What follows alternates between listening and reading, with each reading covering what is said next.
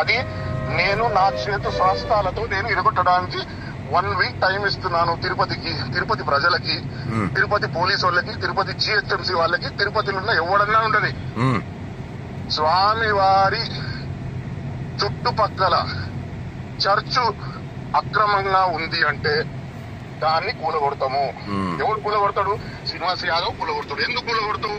ఎందుకు అంటే అది అక్రమ కట్టడం. అంతే అంతే అంతే. జగన్మాతని జగన్నా కొడుకు వాళ్ళమ్మ విజయమ్మ పేర్లతో మీరు పెట్టుకుంటుంటే చూస్తూ చేత కాకుండా ఎందుకు ఉండాలి మేము? కాదండి, అసలు వాళ్ళ దాంట్లో మాత ఎక్కడ ఉంది? రోత తప్ప. వాడు జగన్మాత చర్చి పెడతాడా? జగత్తుకి మాత ఎవరది? అది పెళ్లికి ముందు ఎవరితోనో పడుకున్నదా? మాకెందుకు సార్ ఆ దరిద్రం?